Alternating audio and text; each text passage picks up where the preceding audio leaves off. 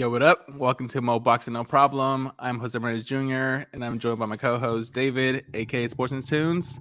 And today we have a special treat for you guys. We got a special guest, pro boxer out of East Los Angeles, Seniesa Super Bad Estrada. How's it going, Seniesa? How's it going? I'm good. It's fight day and I'm just in my hotel room just relaxing and ready to go. I'm excited to get in there. Yeah, No, no nerves, huh? All just ready to go. No, I'm nervous. Yeah, I get nervous every single fight that I have, like no matter what. Since I was 8 years old till now, the butterflies never go away. But I think it's a good thing, it makes me just go in there and be more cautious and be on my A game. So nerves are good. Yeah, the waiting is almost over. 11 months of inactivity is about to be put to bed later tonight. So thank you for making the time for this interview. No problem, no problem. We can get one after the fight too. So that'll be awesome. All right, the first question we have for you, Seniesa, it's rather basic, but we like asking this to all our guests: is how did you get into boxing? I started boxing when I was 8, and I got into it because before that, I would watch boxing with my dad when I was a little girl. We would watch classic boxing fights, or he would always order the current pay-per-view fights that were on. And I have 2 older brothers. I'm the only girl, so boxing and wrestling were like the thing to do and the thing to watch. And as soon as I watched my first boxing match, I just immediately fell in love with it, and I thought to myself, "This is exactly what I want to do." So I just knew it from the first moment I watched it when I was a kid. Awesome, cool. And we got a live comment from Skywalker. He says, "Salute and good luck to my favorite female boxer." He says, "Tell her I'm a nephew of Bobby Chacon from Calfas." Califas. Oh man, Yeah. I met Bobby Chacon when I was like 10 years old. He saw me fight, and he was such a big fan. And he always went to all of my amateur fights after that. Like he was so supportive of me. So that's so cool. I love Bobby. That's awesome. So salute, Skywalker. Salute. Next question for you, Seniesa. How did you get the nickname Super Bad? So I got the nickname Super Bad from my favorite fighter, Sugar Ray Leonard. They used to call him Super Bad in the gym when he was a kid. And he talks about that in his book. A lot of people don't really know that because I don't really think I've even heard him say it in interviews, but in his book, that's where he talks about it. And the cape came from my trainer, who's a huge Elvis Presley fan, and Elvis wore capes. So my trainer wanted me to just be different and have a different look instead of the typical boxing robe that everybody else wears. Funny. Go ahead, David. I just wanted to add on to that. I think it's so great. I seen on previous matches, all the little girls are wearing the cape, like they're so inspired. So you're a great role model for all the little kids growing up. Thank you. Yeah, it's so cool to see to see all the little girls wearing Super Bad capes, and yeah, it's just so cool to just be a role model for them because I didn't have that when I was coming up.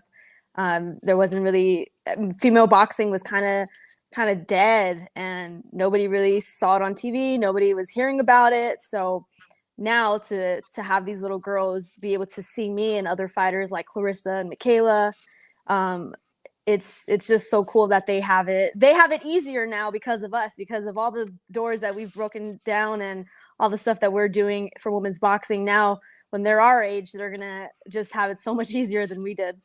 Absolutely. And to your point, yeah, I mean, that really stands out on the promotional posters, that cape, and you look like a superhero. Thank you. It's awesome. All right, and then it's no secret that you left Golden Boy because of the financial situation. They weren't paying you what you deserved. So apart from Top Rank being able to kind of meet your financial needs, what other reasons did Top Rank provide for you to sign with them? Yeah, like you said, it's no secret that I was asking for more money, and we just couldn't come to an agreement. So both mutually agreed to part ways.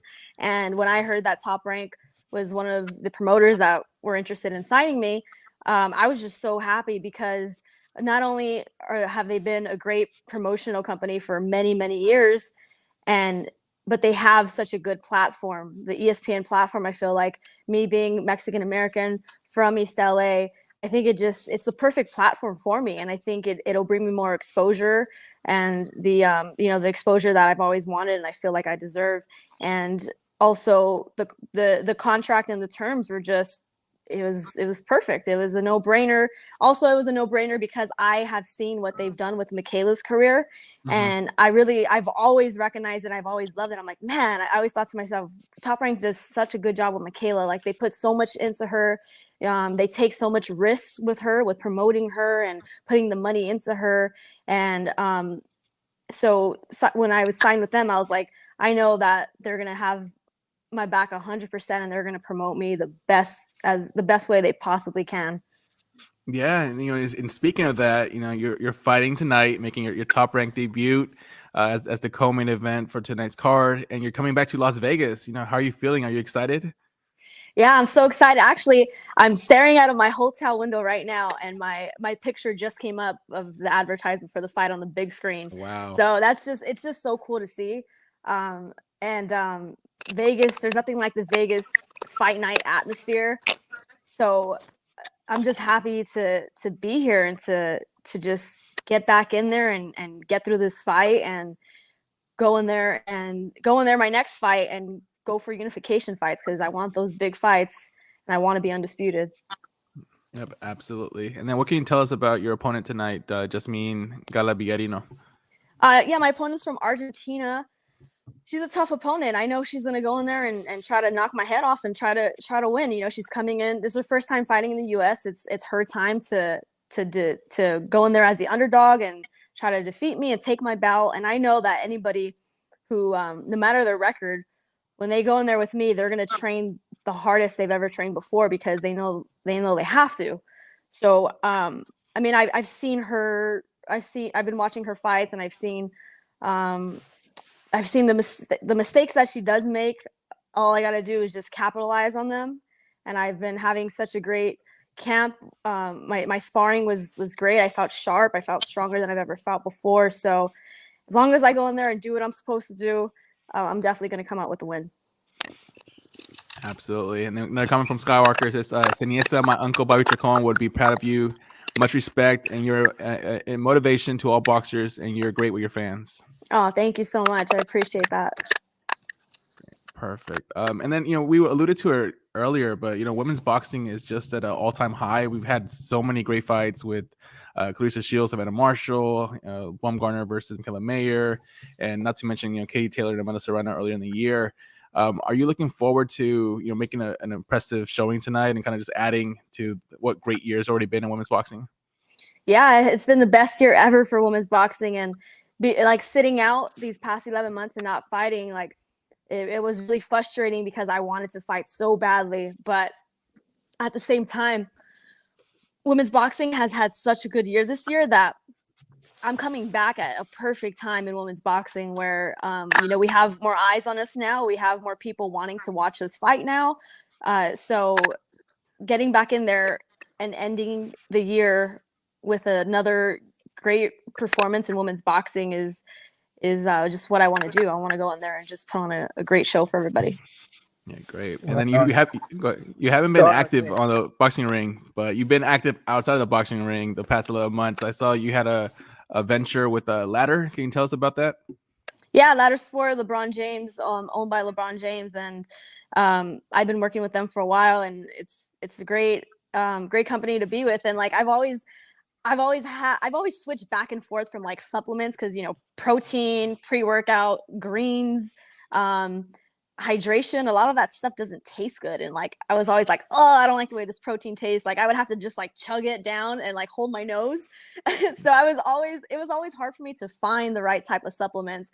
And when Ladder Sport came along and LeBron wanted me on board, I was like, all right, I'll taste everything. And the taste of everything was amazing. It was like a game changer. I was like, man, this is great, because this is, as an athlete, this is stuff that you have to put into your body every single day for recovery and for everything else. So and then also LeBron just being so supportive. He watches my fights, and he's supportive and just wants me to succeed as much as possible is great. So yeah, I've been staying busy outside of the ring with doing stuff with my sponsors, and also broadcasting on DAZN, which is something that I still want to continue to do, but now I'll be doing it with ESPN soon. That's great. You're really good at it. I enjoy your commentary. Thank you. Great. And then I want to ask you about your preparation for your fights. Do you end up studying a lot of video on your opponents, or do you mostly just focus on you?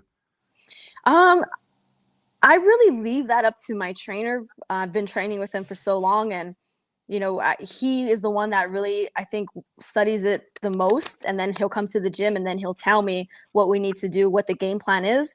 And I'm like, okay, I'm off. Let's do it. And I just listen to whatever he says. And I do watch some clips here and there. Like this morning, woke up and was watching my opponent's last fight, but I was just kind of skipping through it just to see different things. So I mostly leave that up to my trainer, and I just listen to whatever he says. Whatever he tells me to do, I do it. Great. Right And on. then going back to your childhood, who was your favorite boxer growing up? My favorite boxer growing up was Roy Jones and Sugar Ray Leonard. And as a kid, I loved them, and I thought their style was just great. And I always try to copy and mimic their movements in the ring and everything. So I was really inspired by both of them. Yeah, great boxers to take some moves from. We, Agreed. we saw Yeah. her we saw her show some of those Sugar Ray Leonard skills when she dropped that person right away and right in the beginning. Oh yeah. It's like, Yeah. like I don't get paid by the minute, so let's No. get this over with. I want to go home early. Exactly. And then bringing it down to present day, who do you consider to be the number one pound for pound fighter? I mean, I would still consider Canelo, even though he took that loss with Vol. To me, that shouldn't really matter. It shouldn't really take him out of number one pound for pound, because he took a risk to go all the way up and fight with Vol. So to me, Canelo is still pound for pound number one. Okay, perfect. And then there's a salute here for Mrs. Skywalker. She says, "Salute, super bad big fan. We'll be rooting for you tonight." Thank you so much for tuning in and for supporting me. I'm happy to be back. I'm going to put on a great show for everybody. Absolutely. Absolutely. All right. The next question: what do you like to do outside of boxing? What are some of your interests and hobbies? Outside of boxing, I really just like to just spend time with my family outside of boxing, like outside of camp, because during camp, like, I miss so much. I miss my nieces and nephews' baseball games and softball games, and it's hard to always be there and do family stuff during camp. So after fights, I just really like to just spend more time with family before I get back into camp again for another fight. Yeah, absolutely. I thought she was gonna say surfing with that Ruka sponsorship. Right. No. Oh, you know what I have gotten into actually is pickleball. So that's a hobby that I like to do now. And they actually installed a pickleball court inside of the Ruka facility. So that's how much, like, everybody is all into it. So the last time I went to Ruka, we're playing some pickleball. So it's a fun sport. Right. Yeah, definitely. And then for our final question, Seniesa, it's not really a question. It's more just kind of leaving the floor open for you to say, anything you want to say. So what's a message you want to tell your fans and supporters? I just want to tell my fans and supporters that thank you for, being behind me these past 11 months that I've been out of the ring. Everyone's been asking, when are you going to be back? And I just appreciate the support from everybody of wanting to see me back and wanting to see me succeed. So I won't disappoint tonight. We're looking forward to it. We'll be tuning in. Thank you, guys. We hope you ring in Emiliano too, Del General. Bring him on the next one.